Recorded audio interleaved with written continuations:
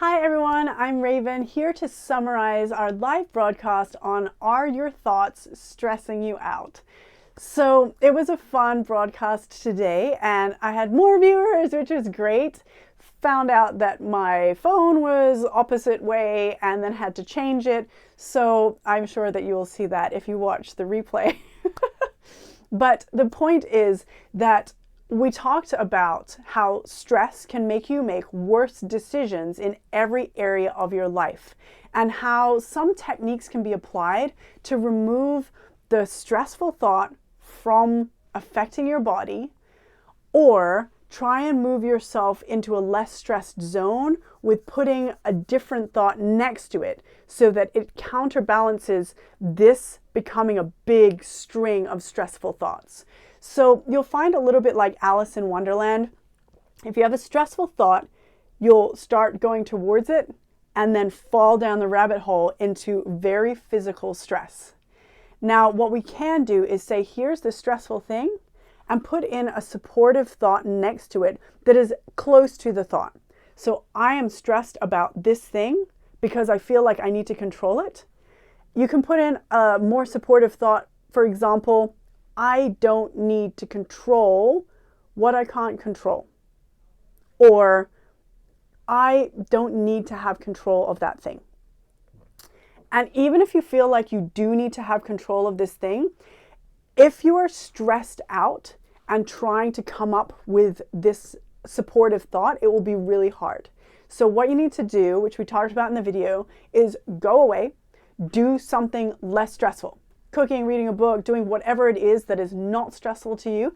Calm your body down. You'll notice when you're stressed, your shoulders are up. When you're calmer, your shoulders are down, and you'll just generally notice it and how you experience it in your cognition and your social embodied cognition as well. Your emotional, embodied cognition, where you feel in your body whether you're stressed or not. You'll be able to say right now whether you're stressed or not and roughly how much.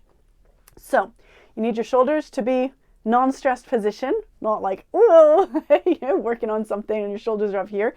So your shoulders need to be down. You think of that thought at a distance, right? Here's the stressful thought. And then you think, what would a supportive thought be right now? So then you put in a supportive thought, like, I don't need to feel stress about this. Or if you don't believe that, then it's not helpful to feel stress about this.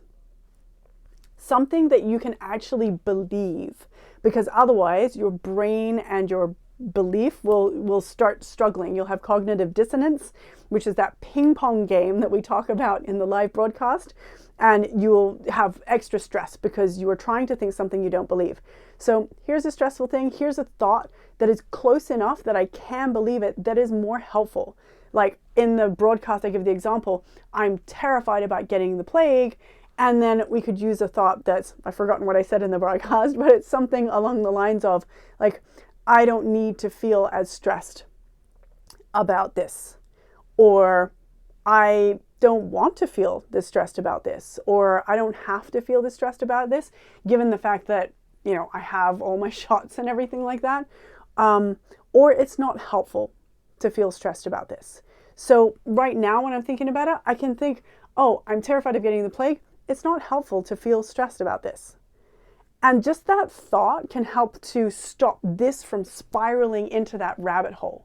So that's why it's helpful to have a thought that we choose, that we will believe, whatever that may be. And it's up to us to figure out what that stressful thought, that counterbalance to that stressful thought may be. So when we put that stressful thought in place, anytime this pops up, automatically put it in there. And like a pathway in a forest, as this is the most dominant pathway, if you start popping this up, you'll have a parallel path that starts to develop quite quickly alongside it if you do it every single time. And over time, this one will lose dominance because you'll be spending time on kind of one or the other. And this one will start to become a little bit more dominant. Eventually, if this goes away, then you have this thought, then you can start to move away from that thought altogether. But if you just have these two thoughts and you make sure anytime this pops up, that pops up, that's the practice that's going to help you to step away from having the stress, then go into your body. This will block it from going straight into your body and affecting everything. You'll notice if it gets out, you'll be stressed. If this thought that's supportive is not something you believe, you'll get stressed.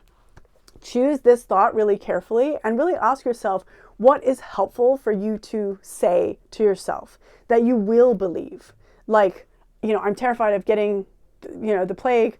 I don't choose to feel stress about things I can't control. If you're strong enough to be able to make that kind of powerful statement and then just drop this one, that is like epic. I mean, I applaud you. That's some like high level like strength, mental strength work. You're like Arnold Schwarzenegger in terms of your mental strength for that type of cognitive flipping. So when you have this, you want to make sure that every time this pops up, that pops up to be able to support that and stop it from getting into your body. And you want to make sure that you continue with that and let yourself like feel like you're working towards things and areas you can control. So if there's a de-stressful activity that you enjoy, cooking, reading, whatever, maybe you could set yourself, if you feel like you want to have some kind of goal or something that's within your control. You don't need to control it, but it's within your control, and focus on that instead. That can be a helpful next step. So here's the stressful thought. Here's the protective thought. What do you do next? You could just leave it like that and just keep blocking it. Or you can do that and also add on something that you want to work towards. That makes you feel like you are doing something, right? And your capacity may be limited. Like I have found in my life, I wanted to do these 3 things. And because of the stress that I have around like COVID and other situations in my city, I could only really manage 1. And because I choose to be in control rather than try and control, I'm okay with just doing that 1 thing and saying, I don't have the capacity to do all 3. I will do them later.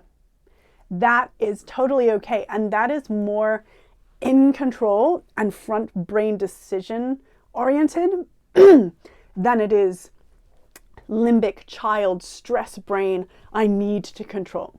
So you will always be able to tell the difference of whether it is your prefrontal cortex, your decision adult brain making the calls, or your child brain back in the limbic system making the calls, because how you feel.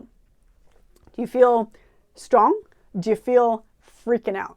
Freaking out is the emotional side, or controlling, and strong and focused and calm is the prefrontal cortex, right?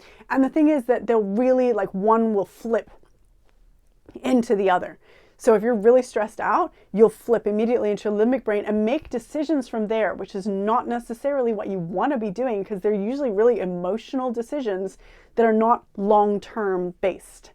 So it's really good if you want to be able to have a little bit more control over your stress. First, look at your thoughts, check your stressful thoughts, check your supportive, like counterbalancing thoughts, and then ask yourself, if you want, whether you want to do something that is productive and helpful and supportive in your life, that just you enjoy and doesn't stress you out, and is something that you can make progress in, so you feel like you're making progress in some area, even though you feel like you have no control over this other area, and that's okay.